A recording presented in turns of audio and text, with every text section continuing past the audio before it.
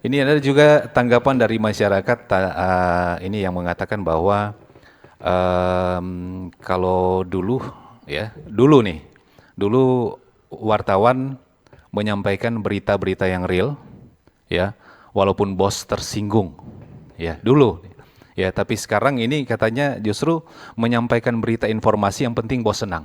Ini bagaimana tanggapannya, Pak? Kembali ke marwah. Hmm, Kalau kembali ke marwah berarti kembali ke cara kerja jurnalistik yang asli.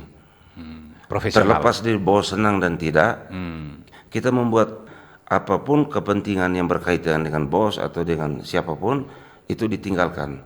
Yang penting produknya jadi dulu. Yang penting bisa dipertanggungjawabkan begitu ya. Saya pernah berada di masa kerja seperti itu, membangun sebuah narasi sesuai dengan proyeksi berita.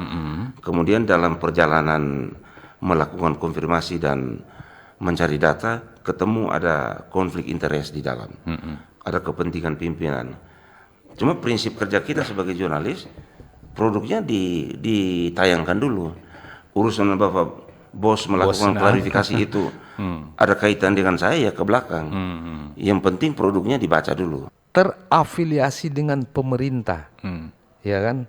Memang pemerintah membuka ruang, memberikan ruang, bukan.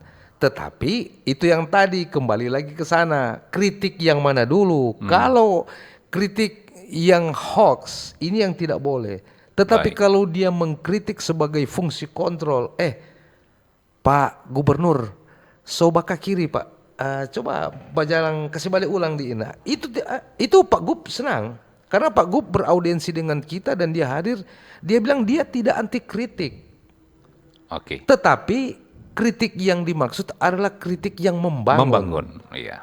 Jangan sampai orang mengkritik beliau itu sudah mensasar pribadinya, keluarganya, ini tidak boleh. Oke. Sebagai seorang wartawan. Baik. Misalnya ada teman-teman bermitra dengan Bapak Kapolda. Oh, takut kan orang dengan Kapolda polisi. Pak Kapolda juga sama, dia tidak anti kritik. Tetapi tadi kritik yang mana dulu? Oke. Tidak dilakukan oleh Pak Kapolda dan jajarannya.